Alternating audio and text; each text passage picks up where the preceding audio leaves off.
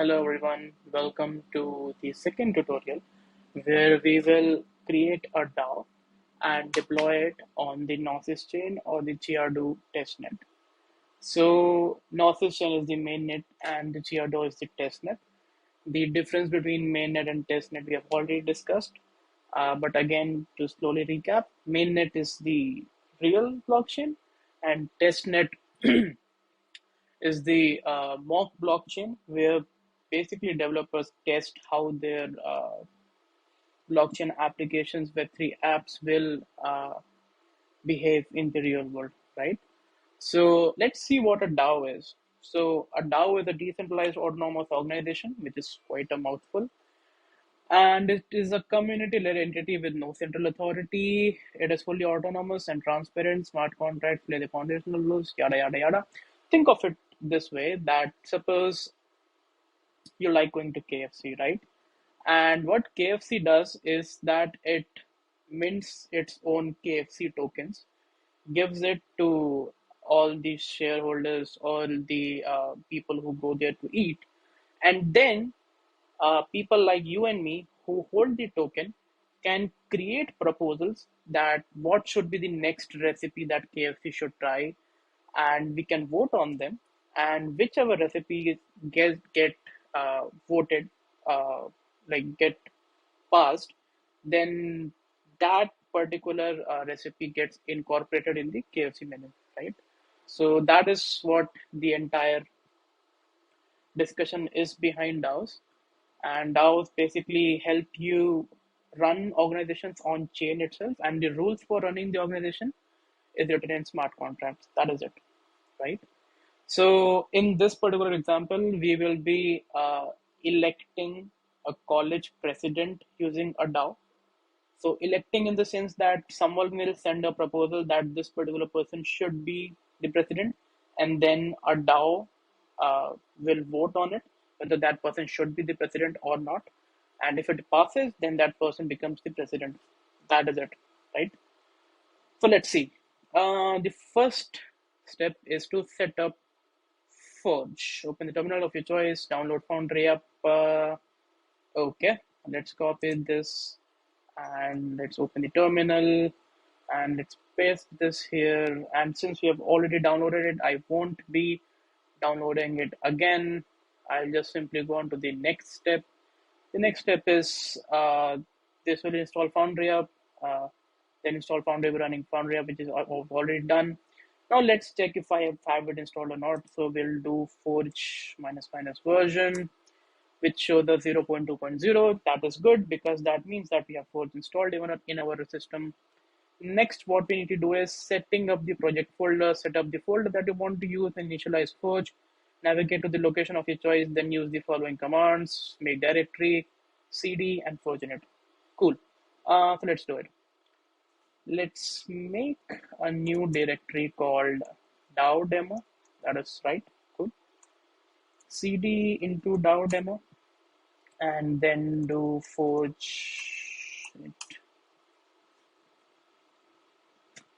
Cool. Now a new Forge project has been initialized in the DAO demo folder, right? Now let's see what's the next step. Now open this folder in VS Code. You should get a file structure looking like this. Let's open this in VS Code. And do we get a file structure like this? Yes, we do get it. And this is good. So far so good, right? Now let's see what's next. You can run Forge build and then Forge test to see whether the defaults are working correctly or not. So this is basically to check whether the default contracts and test whether they are working fine or not. Let's do Forge build. It's working good. And then let's do Forge test. This is again working, which is good. Now let's move on to the next step.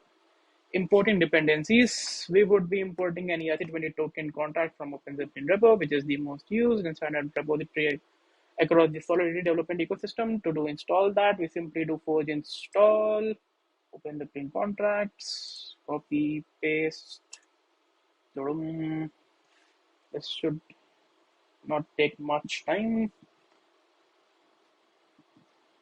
Yeah, install open the pin contracts. Yippee! So open zipping contracts are basically a library of contracts that are widely used across the software, Web3 development industry. And the basic premises behind this is that blockchain is a finite resource, and we should not redeploy again and again a lot of stuff which can be brought in from libraries. And again, we should not reinvent the wheel every time. If I want to deploy an ERC20 token, you want to deploy an ERC20 token, we should not be writing separate implementations all the time. We can inherit open Zeppelin contracts, deploy them, or maybe make changes if we want to, right? That is the idea behind it. Now let's move ahead. You can see all installed dependencies by navigating to the library folder. Yes, you can see that. Library, open Zeppelin contracts. See, these are all the um, contracts. For example, the one that we'll be using is token, ERC20, extensions, ERC20 ports. So in the last tutorial, we deployed ERC20 tokens. Here we will be deploying ERC20 votes. So this is nothing but this is an extension of ERC20, which allows the holders to vote on something. It allows to basically create a snapshot of the balances of the users, and then the users can vote on a particular proposal on the balance that they had in the particular snapshot, right? So let's close it. Let's see what are the next steps. Writing our DAO contracts. First, go ahead and delete the source counter and source counter.t.sol. Test counter.t.sol. Create a new file called collegepresident.sol. This will be a simple ownable. Okay. Now let's create the contract that we want to be governed. Like this is the particular contract where we want the DAO to create proposals and vote for and make changes, right? So let's copy this, go to source. First of all, delete this. Okay, no. Delete this, trash, create a new one. Create a new file, college president.sol, paste it, right? So what this contract is doing is it is a very simple contract where the name of the college president is being stored, right? And we can also retrieve the name of the college president using the get college president function. And the only technicality here is that it is an ownable contract. So that means the make college president cannot be called by everyone. It can be only called by the owner of this contract, right? Okay, let's go ahead. Let's do one thing. Right. Yeah. So the next thing is the ERC20 votes contract. So I told you that if you want to vote for a particular recipe of KFC, then you have to have the tokens of KFC, which kind of implies that you are a member of the DAO that is going to vote for new recipes, right? It's not that anyone can come and vote. There has to be a certain eligibility to vote, and that eligibility is holding the particular ERC20 token of the DAO, right? So now let's create a contract for those tokens. La la la la la la la. Source code for source governance token.sol. Copy this. Go here. Create a new file. Governance token.sol. Paste it. And boom. As I've already explained, this is a extension of ERC20 which helps you, you know, count your number of votes. I mean, what is the weightage of your voting, right? And that weightage is decided by the balance that you have. So this is the only function that you should be worried about, which is the mint function. This basically mints how many? 100,000 tokens of 18 decimals each to the message.sender, which is fine, which is very normal. And after that, you'll see separate functions here. This is basically a solidarity thing where we need to override the after token transfer, the mint, and the burn function. So why we are doing this? Because we need to be able to tell the ERC20 tokens that after the transfer or after minting or after burning, what is the voting weightage of that particular address now. Suppose I had 10 tokens with me and I minted 10 more. So now I have 20 tokens, right? So my voting weightage should now increase, right? So that is what is happening here. Good. Next, see what's the next step. Once again, check if everything is compiling correctly using the forge build command. Okay, let's see if everything is working as intended or not. Till now, forge build. Okay, source counter. Okay, we have not deleted the test file, right? Move to trash. Cool. Forge build. Force. Nice. It is compiling as expected. Let's move ahead and see what's the next step. Now we create the governor contract, right? So the governor contract is the contract that will handle the entire logic for the DAO, right from proposing a new recipe or proposing a new proposal, basically, executing that, voting on that, queuing that somewhere before the proposal gets executed, uh, making people wait before the voting period begins, and not letting people vote after the voting period ends. This entire logic is um, is maintained by this governor contract. And so what we'll do is we'll go to source governor contract.sol, copy this and paste it there. Go governor contract.sol, paste it. So this might look pretty intimidating to you because you have the governor contract is governor settings, governor starting simple, governor boards quorum function, governor time lock control. So these are all the contracts that are being imported into this particular contract, right? And we don't know what is going on. So let me tell you what is actually going on here.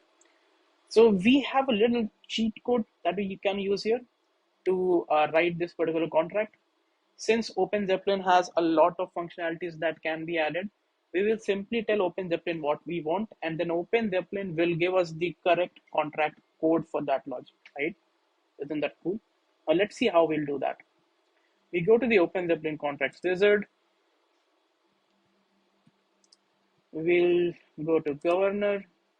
We'll change the name to governor contract, right? And then we'll let the voting delay be 1 block, 1 week, which is fine. Proposal threshold 4, quorum percentage, sorry, proposal threshold 0. So basically, voting delay means what is the delay between a proposal being created and the voting starting, right? And the voting period is the time duration in which the voting can happen. After that, people won't be allowed to vote. The proposal threshold is that how many tokens should a DAO member have to be eligible to vote. We'll keep that 0 because we want everyone to vote. Quorum percentage is that what is the minimum percentage of DAO members that should be voting in your proposal so that it becomes a legitimate voting session. If less than 4% of all the DAO members vote, then the entire contract is like nullified. Like not entire contract, the entire proposal. Updatable settings. Bravo compatible is making it like comp tokens. Comp tokens was basically the pioneer of doing this now stuff. We do not want that. We are going for ERC20 votes. We already created the ERC20 votes contract, remember?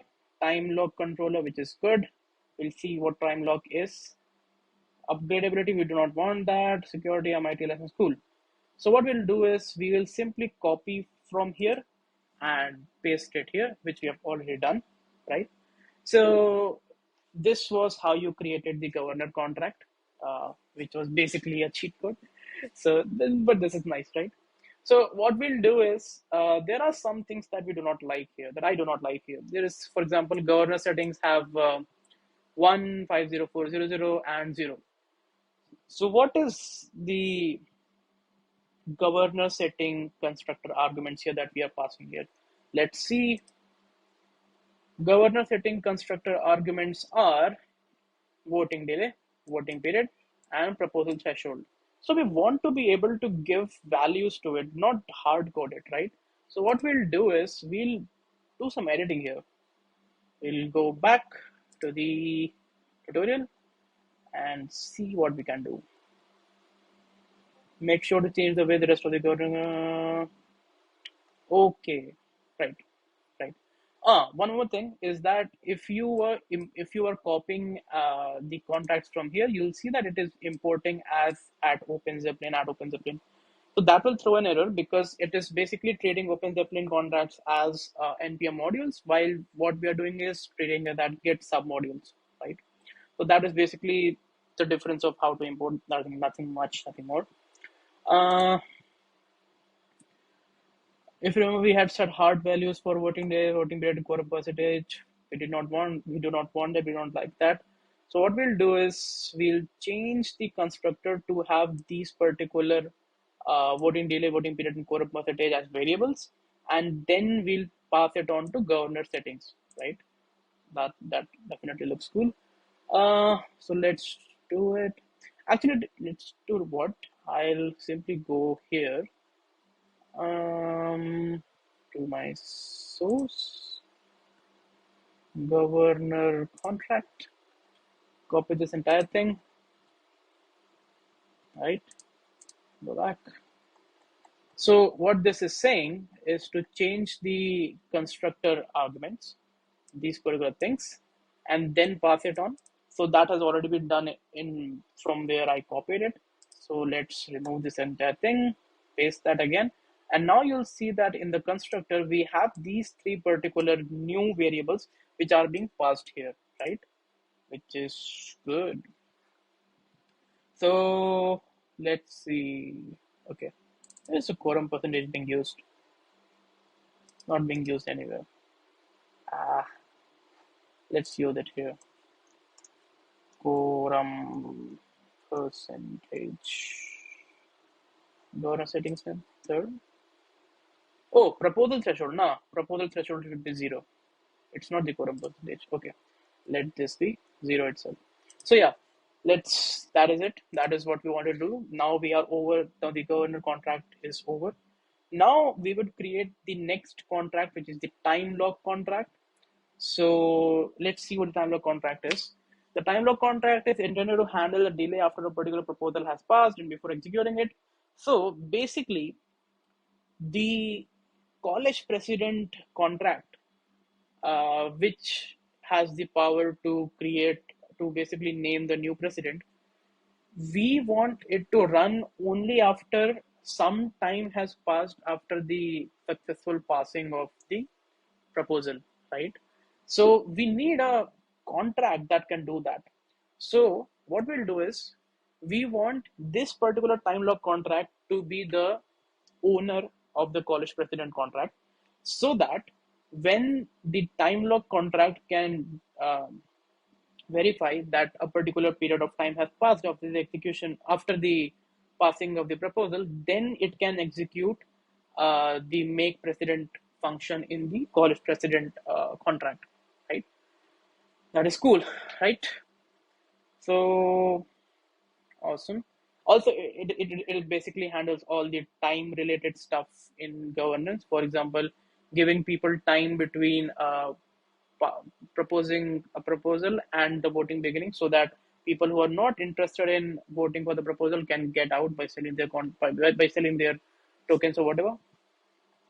So yeah, let's copy this and go to source, create time lock not solve, paste this, and right. So you'll see here we are simply importing a time lock controller. A time lock controller again is a very cool contract by OpenZeppelin itself, and that time lock controller does everything that we need to do. And here, the only constructor arguments, the four constructor arguments that are here, we need to pass that. Those are minimum delay, proposals, executors, and admin. So minimum delay is the minimum delay between operations, which is basically the time between a proposal is passed and the proposal is executed. The next is an array of proposers. So this is the array of addresses that can propose a new proposal, right? And the next is an array of executors, which is an array of addresses that can execute a particular proposal. And the rest is the next is the address admin, which we do not want to handle right now. So the address admin is basically who is the admin of the time lock contract itself, right? So the time lock contract is the owner of, should be the owner of the college president contract, but who is the owner of the time lock controller, right?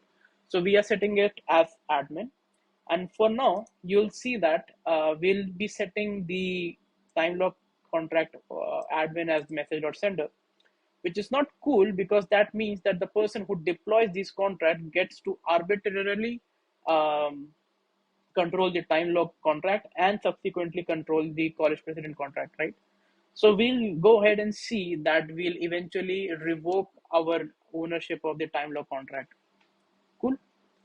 Cool. Can close this. Close this. Yeah. So let's see what's the next step. So this is the end of writing all our contract for the DAO. Now we would forge build once again to verify that every contract is compiling correctly and possibly functioning as intended. So let's see if everything is working just as intended. Forge, build, force. Cool. Every contract is working as intended. Not working as intended, but it is not breaking anything. It is compiling successfully, which is a good start. Now let's move ahead and see preparing to deploy our token contract. So we have now written the smart contracts and now we want to deploy them either on the Chiado testnet, either on the Gnosis chain, or we could be deploying them locally on Forge mock blockchain itself, right? So we'll see what we'll be doing in the future. So any chain is a chain of blocks. Yeah. So I think we already know the concept of gas fees. Gas fee is the fees that you have to give to the people who maintain the blockchain. And to get that fees, we'll probably need a MetaMask wallet. That wallet, which will help us interact with our smart contracts, will help us pay the fees, will help us get any transaction, sign any transaction, get any tokens if and ever we get some tokens. So let's go and see how do we install MetaMask. So let's head to MetaMask.io and you simply hit download. Since I already have it downloaded, I won't download it again. I'll simply create a new account and I call it demo DAO. So you'll basically be able to see the entire process of creating a new MetaMask wallet in the official Gnosis Chain wiki right here. And once that is created, you want to include the Chiado testnet in the MetaMask wallet, right?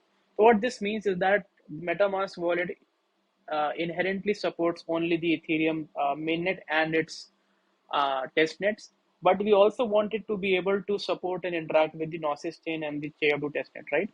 So let's see how can we do that only with the Chiado testnet, and however I do it with the Chiado testnet, you can do it similarly for the Gnosis mainnet, right?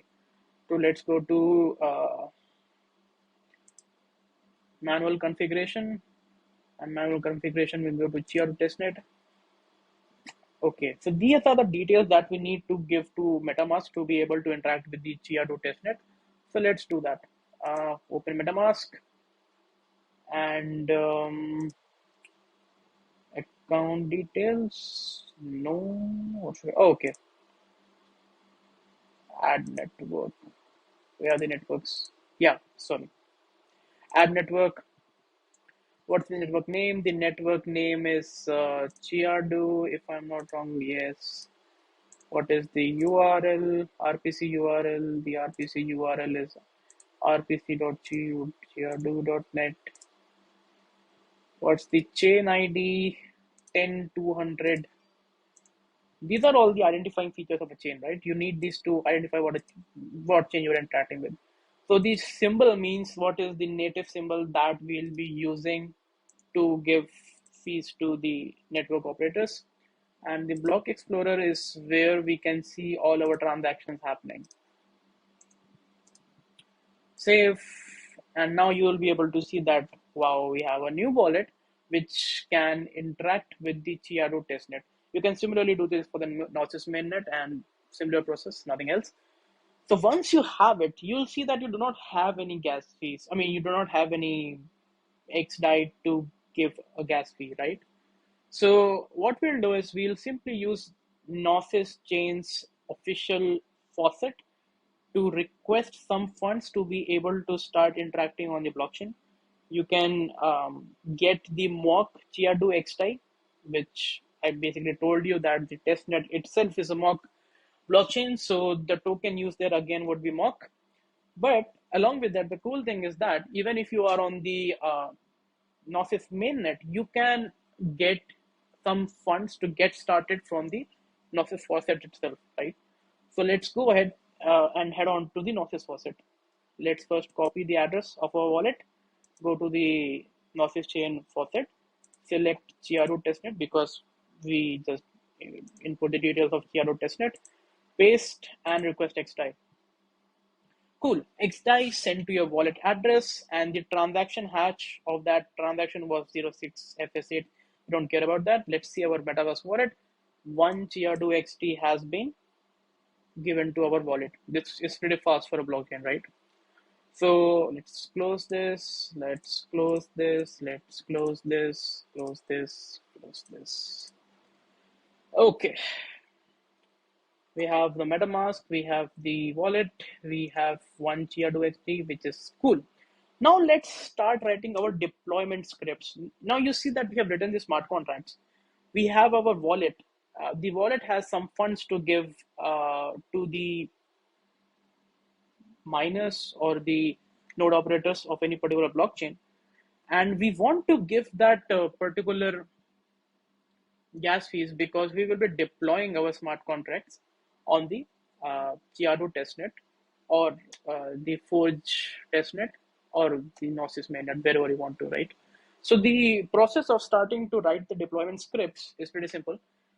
You'll go and create a .env file in the root of your folder. So let's go and create a .env file. No, not in source. Don't do this, bro. Okay. New file .env, right? So we have created a .env file. Create these three following entries in the .env file. Copy, post it here. So the Chia2 RPC URL is the URL that we copied from the Gnosis mainnet chain. I mean, Gnosis official wiki and put it here. The Anvil private key and the Chiado private key. So Anvil is the local blockchain provided to you by Foundry itself. So you can use this blockchain to very rapidly test whether things will go as you expect in the actual testnet or the mainnet that you want. So the process to grab the Anvil private key is you go to your terminal, create a new tab. How do I create a new tab? Wait a second. Shell, new tab. Okay. Okay. We create a new tab and then we simply call it Anvil. Right. So this will start the blockchain, the node that will handle all the local Foundry blockchain. And this has a predefined set of 10 addresses along with their private keys. You can use these particular wallet addresses for testing out any of your dApps. So let's grab the private key of the first wallet, copy it and paste it here. And then the Chiado private key. Chiado private key is the private key of your MetaMask wallet of the account that you just created. So let us see how we can find that. We go to MetaMask. We go to probably account details. We go to export private key. We uh, type in our super complex password, confirm. Then we copy this entire thing and we paste it here. A note about private key is that private keys are meant to be private. They should not be shared with anyone. And I'm only using this here in front of you because this is a throwaway wallet. I do not store my money there. I have a different wallet where all my money is. And after this tutorial is over, delete your private keys or delete your wallet or do whatever, but just make sure that no one can get your private keys, because if they get your private key, they have unrestricted access to all your assets in your wallet, right? So let's save this. By the way, I hope you know what a .env file is. A .env file is a file that is never pushed to production, but from there, from the .env file, values can be read in normal code snippets, normal scripts, right? So let's see what's the next step. Inside of foundry.toml, include the following entry. Okay, we'll do that. Foundry.toml, include this entry, done. To grab your annual private key, okay, we already know how we did that. Okay, we already did this. Right, now let's start writing the actual scripts, right? So the first script that we'll write is to deploy the governance token on Anvil, right? So let's copy one deploy governance token.sh. Okay. Uh, Delete this. Move to trash. Yes. One deploy governance token dot s dot sol. Cool. Now paste this. So this script is pretty straightforward. What is happening here is that, first of all, we imported the governance token from our source contract, and then we grabbed our Anvil private key because we want to deploy it on Anvil, and then we started a broadcast, and then we deployed it, and then we are consoling whether the token was deployed or not, and if yes, what is the address. And then again, you'll see the next step is that we are checking the num checkpoints of the message.sender. So that means by default, if you hold ERC20 tokens, that does not ERC20 vote tokens, that does not give you the right to vote. You have to delegate the voting power to yourself or to someone else to be able to vote. So you'll see here that governance token dot delegate, and we're delegating it to ourselves, and then we are checking the check num points, and this should be incremented to 1, and we'll simply assert that checkpoint is not equal to 0, and then we'll stop the broadcast. So this is a simple script that is happening here. Let's see what's the next step. Similar to this, create another file called one deploy governance token. Okay, let's do this. Another script. Let's do this. Copy, paste. Okay. Now this file is doing the exact same thing, but this will deploy your governance token on the Chiadu testnet, right? And again, if you want to do it on Gnosis, simply you have to follow the same processes, but just instead of Chiado private key, you have to grab your Gnosis Chain private key, right? So this is the same thing. And why we are doing this one deploy here? Because we want to number our scripts. Like this is for convenience, not a requirement. But you should know that which script should be run first, which script should run after that, which script should run after that, and so on. So this is the first script that we have written for both deploying it on Anvil and Chiadu, right? So let's see what's the next step. Okay, to check the correctness of the script, deploy the governance tokens locally using the following command. Okay, let's try and deploy our governance token locally on Anvil. That is by using this command, fork script, then the address of the script, and then the fork URL is basically the localhost 8545, and then broadcast. 8545 is because Anvil is running on 8545. You can see it, right? So let's press enter and see if it goes through. Oh, nice. It went through. How do we know it went through? It went through because it says here that governance token deployed and deployed at address this, which is cool. Awesome. Now you'll also see that there's a broadcast folder created here, and that broadcast folder will have one deploy governance token.s.sol, which is the um, script that we just ran. And in the run latest, we'll see that it has a contract address, which is the same as which was here, right? So the deployment address is always created in a new file called run latest of that particular script. Keep that in mind, it will be helpful. So, right, let's see what our next step is. Once the above script runs successfully, which it did, deploy the governance token on the Chiado testnet using the following command, right? So for script one deploy on, okay, take it, paste this particular command. We'll see what this is, for script, which is the command, then the address of the script, then the name of the contract, then the RPC URL, which is again the fork URL, is the RPC Chiado test chain.net, and then we are broadcasting it.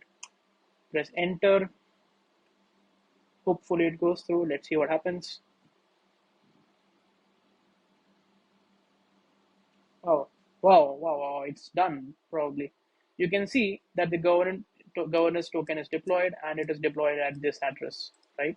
We're just waiting for the receipts and we have got that. Yay! We just deployed our smart contract, ERC20 votes smart contract governance token on both Anvil and Chiado testnet, which is awesome. Awesome. Now let's see the next step. Deploy time lock. Now, since you have deployed already, the ERC20 votes, now it's the time to deploy the time lock. Let's create a script called to deploy timelock.s.sol. Copy this, paste it here, and again create a script for doing the same thing on Chiado. Copy the logic, paste it here. Now let's go through what is happening here. First of all, this logic is the exact same as this logic, but the only difference is that we are grabbing the Chiado private key here, and here we are grabbing the Anvil private key. That's it. That's the entire difference. So what is happening here is that we are importing time lock from our source folder, and then we are trying to deploy time lock with these particular set of constructor arguments. So minimum delay we have put it as 3600, which is 1 hour, a delay of 1 hour. And then for proposers and executor, we have passed an empty array. That means that there are no proposers as of this moment and there are no executors as of this moment, right? And we simply deploy it using this new time lock thing, new and contract name, and then we stop the broadcast, right? That's the entire logic that is happening here. So let's see what to do next. To check the correctness, we'll first deploy it locally on Anvil. Let's go and do it. Wow, this was successful and fast, because you can see that, right, the contract address is this, where this was deployed. And again, you can go to broadcast and see if you got 0x9FE or something. Broadcast, deploy time lock, run latest, 0x9FE, right? This is cool. Now you close this, and since it is deployed on Anvil, we can go ahead and deploy it on the Chiado testnet also. So you will grab this particular command, run it here, and wait for it to get deployed on the Chiado testnet. This will get deployed on Chiado testnet because it ran successfully on the Anvil testnet. Awesome. So we are waiting for receipts, and the contract has been successfully deployed. So we have already deployed our ERC20 votes and the time lock contract on both Anvil and Gnosis testnet, which is Chiado testnet. Now let's see what's the next step. The next step is creating the deploy governor contract script, which is this thing here. Create a script, name it this way, copy the logic, paste it here, go below, uh, copy this, um, create a new file, same logic for Chiado itself, nothing changes apart from the private key. That is it, right? So what you'll see here is that in both of these, is that for deploying the governance token, we require for deploying the governor contract, we require the governance token and the time log contract address, right? And to get that address, we need to take that address from here itself, from the broadcast, because I told you, remember, that all the latest deployments are getting stored in the broadcast folder. So let's first of all grab the governance token contract address. And since this is not Chiado one, this is the annual one, we'll go to this, we'll open run latest, we'll copy this, go back here, paste it here, then done with it, and then go to time lock, which is this one, run latest, copy the contract, paste it here, and that is it, right? So now we should be able to deploy our governor contract, and since this governor contract required the addresses of the earlier deployed time lock and ERC20 votes contract, we grabbed it from the broadcast folder, and let's see if we grab the correct one and everything is happening as expected or not by deploying first on the anvil chain. Anvil chain is again Foundry's testnet.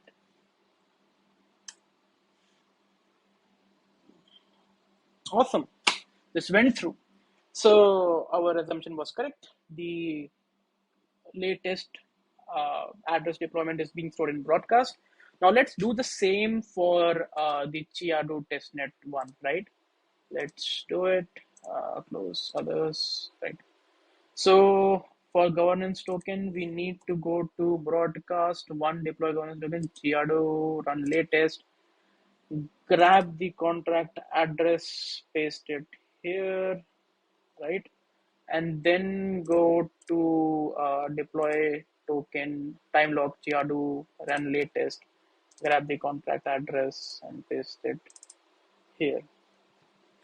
So if we did this correctly, then this should get deployed to the Chiado testnet without any issues. Let's see if that is the case.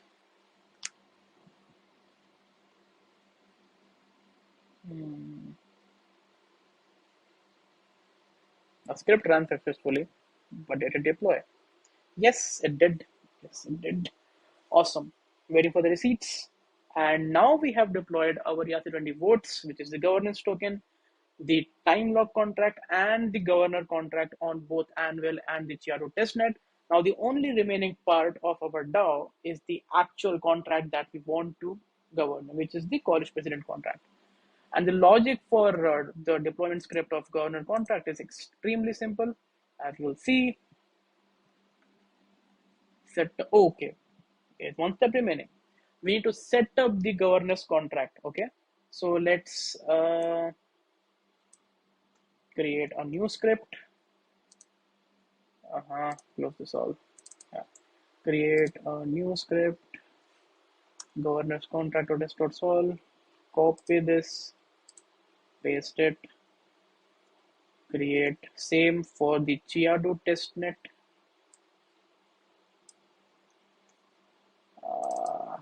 Okay. Copy this and paste it here. Done. So again, you'll see here we require the addresses of governance token, time lock, and the governor contract to be able to do the setup. So we'll go to broadcast, since this is not the Chiado one, we'll go to simple this run latest, grab the contract address, paste it here, go to deployed time lock, run latest, grab the contract address, paste it here, and go to deploy governor contract, run latest, grab the contract address, paste it here. And if this was successful, then we should be able to run the script. And what is happening in this script is pretty simple. As we talked about earlier, we would only allow the governor contract to be able to propose any kind of proposal in this DAO, right? So to do that, we'll do timelock.grant role of the proposer to governor contract.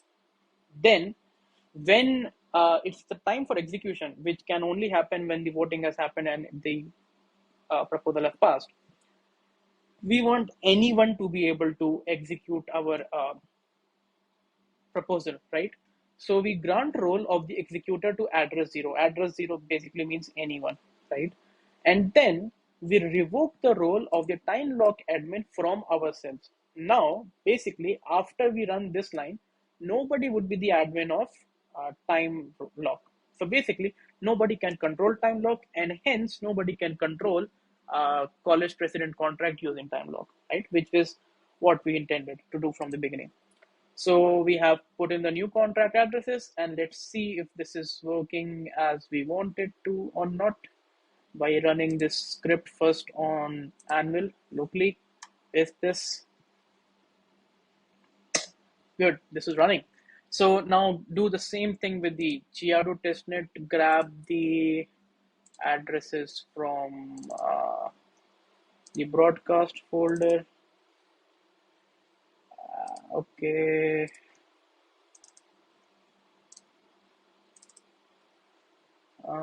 Deploy Chiado, run latest, grab the contract address, paste it here. Awesome. So the logic is the same here. The only difference being that we are using the Chiado private key instead of the Anvil private key. So let's see if this works like we intended or not by getting this deployed on the Chiado testnet. The contracts compiled successfully, at least. Script ran successfully, which is again good. That means that it will get deployed if we have enough gas. And yes, look at it. It did get deployed. I mean, did not get deployed as such, but all the particular transactions that we had to do, all the particular functions that we had to call from the time lock contract, they ran successfully, right? So, wow.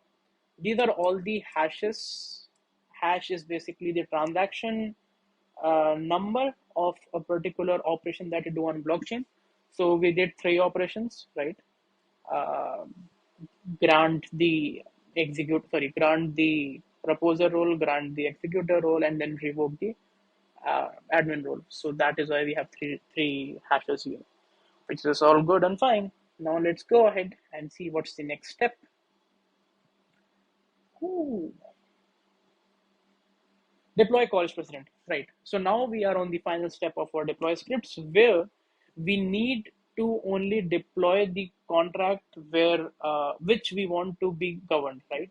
So the deploy college president will deploy the college president contract, which is owned by time lock, which is not yet owned by time lock, but which we want to be owned by time lock so that it can honor the rules of the DAO and follow what the DAO has proposed.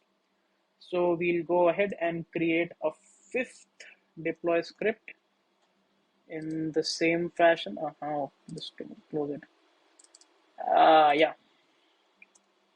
Copy the logic. The logic is extremely simple. That we'll explain in a minute. And then again copy this particular name for the Chiado testnet. Copy paste. Copy the logic. Paste it here. The logic is pretty straightforward. You basically deploy the college president contract. It did not have any constructors, so good with that. And then you transfer the ownership of the college president contract to the time lock contract. which is being done here. That is it, right? So let's see if this is working as intended or not by first checking it on the Anvil blockchain. And if this goes through, that means the script was correct. And we'll do this on Anvil again. Sorry, we'll do this on Chiado testnet again. So this will deploy the college president contract on the Chiado testnet, and this will be the end of deploying everything on the Chiado testnet.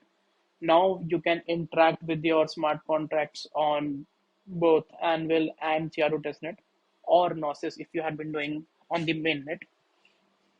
So let's go ahead and see how do we actually interact with this particular contracts, right?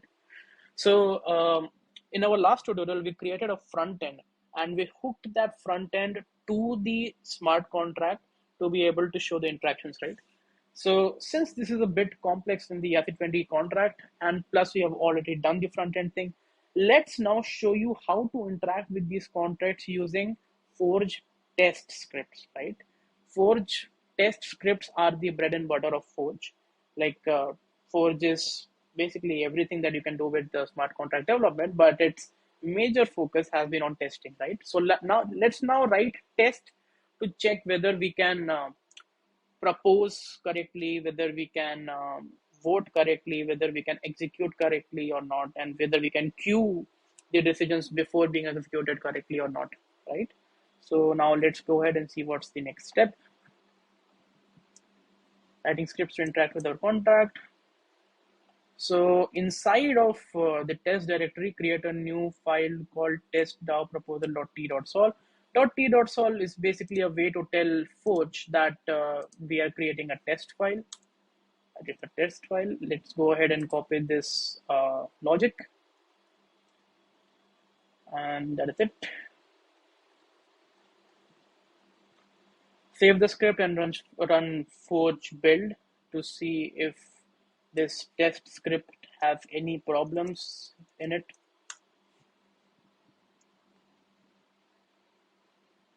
Nice. This test script does not have any problems, so this test script is fine. Now we can run this test using this particular contract, this particular command. But before running this particular command, let's see what is happening in this test, right? So first of all, we imported all our contracts and also the iGovernor interface. That why we imported that, you'll see that later on. So first, we created a test DAO proposal contract which imports test, which is from the Forge standard library.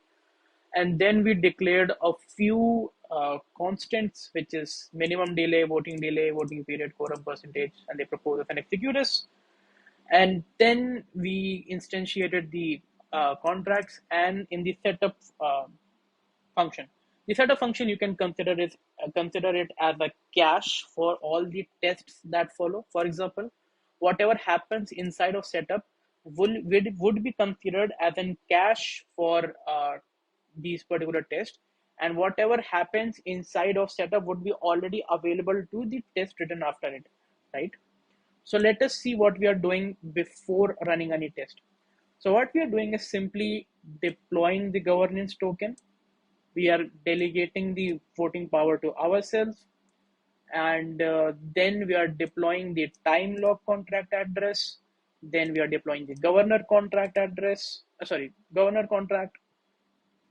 Then we are doing the setup of the contracts, if you remember, by granting the role of the proposer to the governor, by granting the role of the executor to address 0 so that anyone can execute it, and then by revoking the role of ourselves as the time lock admin role. Okay. Now, next we deploy the college president contract, and then as the college president, we transfer the ownership to time lock. So this setup function basically did everything that we were doing in the deploy scripts, right? So this is the power of Forge test. You can do very much in very little. So now that the entire DAO has been set up, let's check whether the deployments were done correctly or not. To do that, we'll check whether the addresses of every contract that we deployed is not address of zero. This is the first step, first test. Now the second test is to test whether we can do the proposals correctly or not. To do that, let's first declare a proposal ID, which would be zero because all events are initialized at zero. Then we create a few parameters that we will eventually pass to the governor contract dot propose function.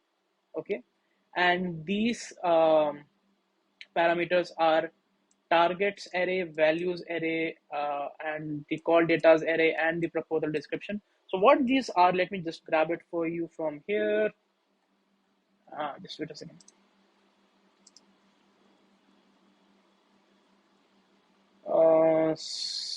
Test proposal. Yeah, here you go.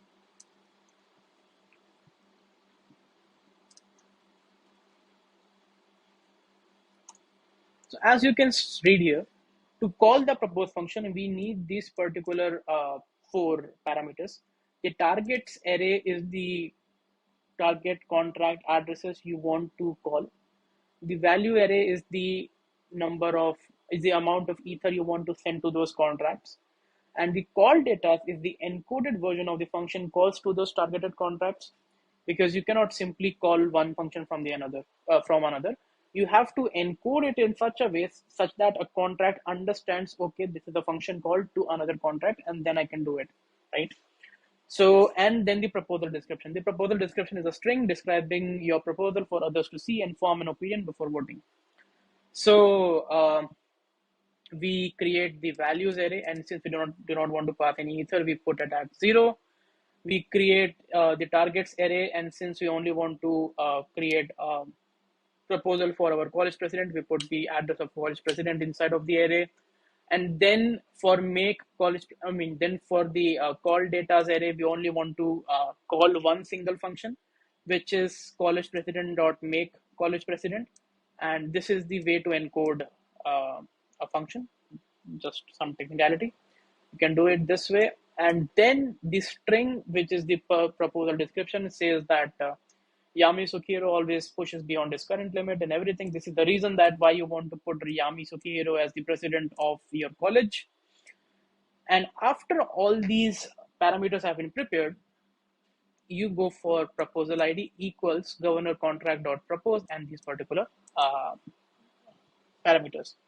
Now, once this is done, you will get a proposal ID from this contract. You will get a proposal ID that is returned from this contract, and that proposal ID should obviously be not equal to zero. And the state of the proposal should have gone into pending from not created, right? And then you move ahead by one block, which is the voting delay that we had put here. And then, since the voting delay has passed, now the state of the proposal should have transitioned into active from pending, right? So this is what we did here. And let's see if this test is passing or not. To test this, we use this script here. Yeah.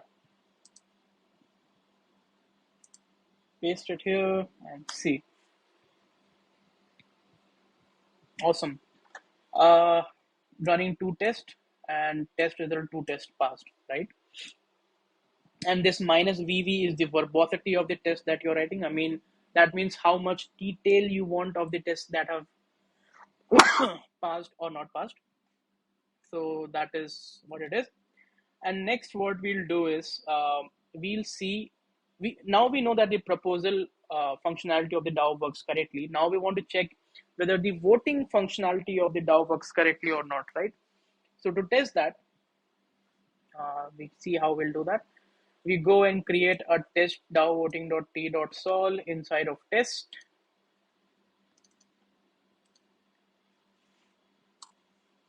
And we copy paste the logic from here. So the logic here is that since we are testing for voting, in the setup itself, we'll do the setup of all the contracts by deploying them and then managing every minting role and granting role and everything. And then after that, we'll also propose a proposal so that we can test the voting, right? So let's see how that has been done here. First of all, we declared all the constants. We set up the contracts using the logic that we already discussed. Then the DAO proposal step, which was a test in the earlier script, but here this is in the setup. So we got the proposal ID. The proposal ID has gone from pending to active, which is good. Now we test for the voting, whether the voting is working correctly or not. So how do we do that? First of all, we see whether the proposal ID that we have is in the active state or not. Once that is done, we see we see whether we have the voting abilities or not, voting capability or not. And since all the tokens were minted to us, which is this contract in this case, the eligibility, the only person who can vote here is this contract.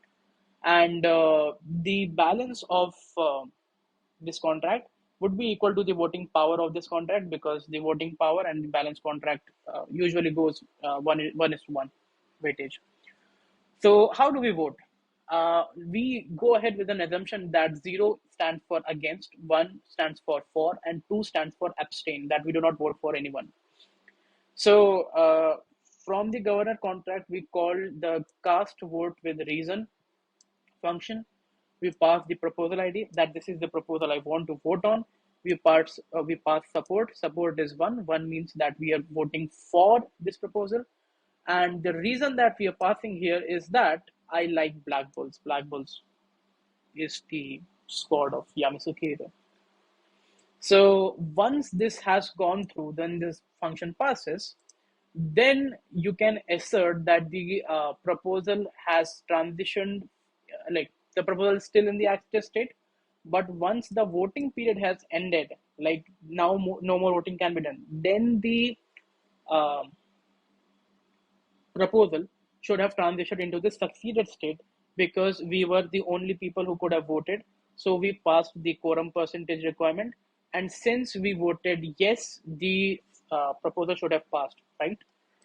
So let's see if this test passes or not by grabbing the command from here. Also, we can run forge build once to see whether there is some issue in the test that we just wrote or not.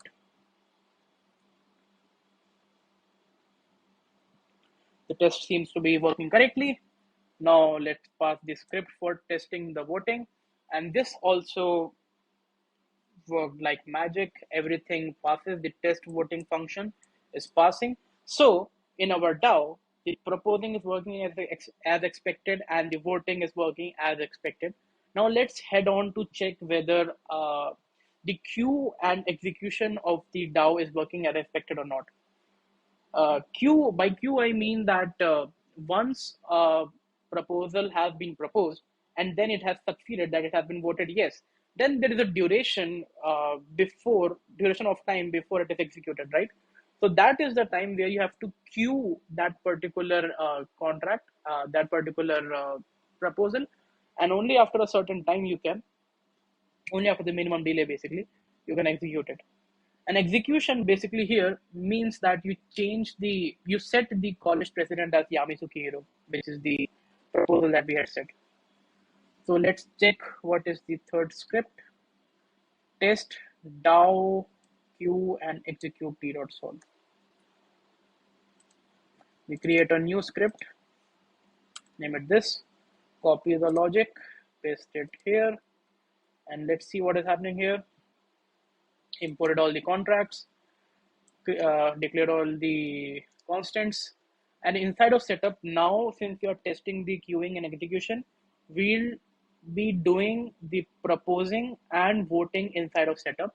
So setting up of the contracts is being done here, the proposal is being done here, and the voting is being done here, right? What used to be a test in earlier tests, what used to be test in earlier scripts, is now in the setup function, because we always are testing the thing after that, right? So just minimize this. Now, what is the test for queue and execute? So first of all, we create those exact same parameters that we had for calling governor contract dot propose. But the only difference here is that instead of a string that we were passing as the reason, we have to pass the ketchup 256 of that string, which is basically the hash of that string. That is the only difference. And from that, we'll again get the proposal ID. So since the proposal ID should never change, the proposal ID should be equal to the proposal ID before we queued it. And since we queued it, the state of the proposal should change to the queued state. And if we wait for some time, if we basically go beyond the minimum delay, then the governor contract should be able to call the execute function with these exact same parameters that we created here and in the propose function. And once that is done, then the proposal ID it should go into the executed state. And once that it has gone into the executed state, uh, we should be able to see that now the college president name has changed to Yami Sukihiro. We should be able to see that, right? So this basically would mean that we created a proposal to name the college president as Yami Sukihiro. We voted on that proposal for yes, and now we are executing that proposal after queuing it, of course, and checking whether the name of the college president has changed or not, right? So let's go ahead, grab this particular script. We can again run forge build to see whether if there were some issues in the file that we just created, the script that we just created. And since it compiled successfully, we'll simply test the new script, DAO test, DAO queue and execute, and see if this works correctly or not. And it does. Wow. You'll see how fast this is, right? This would have taken a lot of time lot of time in hard hat or truffle and God forbid brownie. Anyway, so running one test for test DAO queue and execute, it ran successfully. The new college president name is Yami Sukihiro, which we passed it as the proposal. So congratulations, you did it. You created a DAO, you created a proposal, you voted on it, you queued it, and you executed it to elect a new president. This is basically democracy on chain, right? Isn't that cool? So now that you are very well versed with how to create a DAO, how to function it, there are a few steps that you can do to move ahead of what you just learned. And those are, in this tutorial, you were the only DAO member since you had all the tokens. You could try and do the same thing, but distribute your tokens among your friends and let your friends vote on your proposals. Remember, we deployed our contract on chain, so we can create a front end to interact with the contracts deployed on chain, and we can basically create a UI for the exact thing that we did, right? That can again be an exercise for you. And here we used ERC20 votes to be able to use the ERC20 tokens as the eligibility to vote. We can also similarly use ERC721 NFTs to be able to vote, and you can explore that option as well. Or just let your imagination run wild and do anything that you like, right? You have already have the basics of how to do the things. You can read a lot of things on the internet and do whatever you can think of, right? So hope you enjoyed the tutorial, hope you took something out of it. uh, Till the next time, thank you, bye bye.